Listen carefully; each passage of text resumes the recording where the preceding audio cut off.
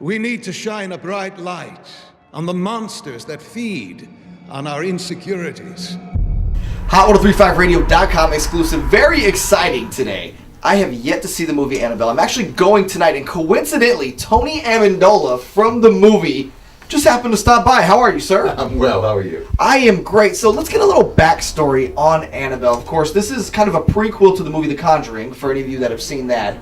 Awesome, awesome movie. And the doll was in the movie. Mm-hmm. So why did we go back and do this prequel now? Well, you know, The Conjuring is the story really of a couple, the Warrens, who are a pair of paranormal investigators who have worked with the church and other groups to give some sort of rhyme or reason to things that cannot be explained by physics. So possessions, these types of things. And Annabelle was one of their early cases. And so Annabelle, they thought, was deserving of an origin story, and that's what this movie does. So is this the actual Annabelle doll? This is the authentic doll itself? Well, you know, just like everything else in Hollywood, sometimes things are recast. The actual Annabelle doll was a Raggedy Ann doll, right? A very ordinary, regular.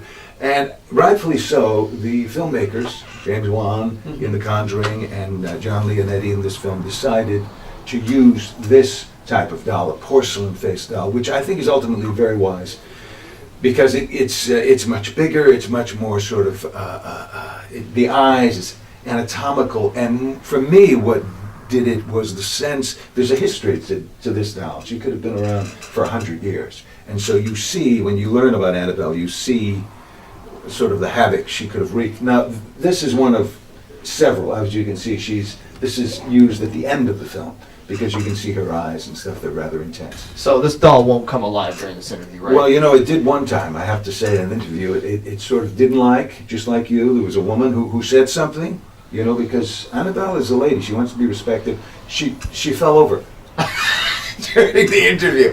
It was intense. So just stay positive. Yes. Sweet talk Annabelle, and there shouldn't be any problems. No problem at all. So do we know the origin, or not the origin, but do we know where the original Annabelle doll is now?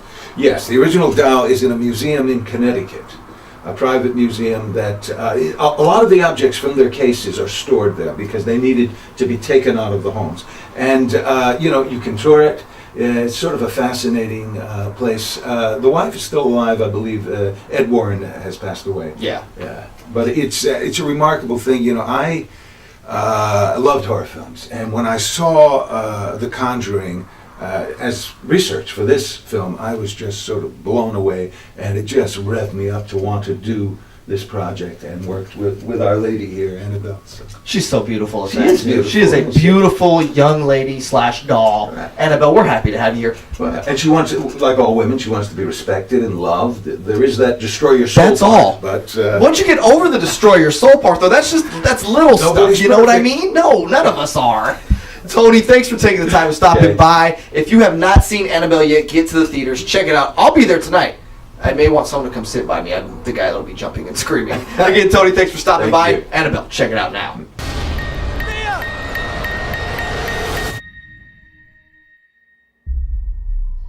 Who are you?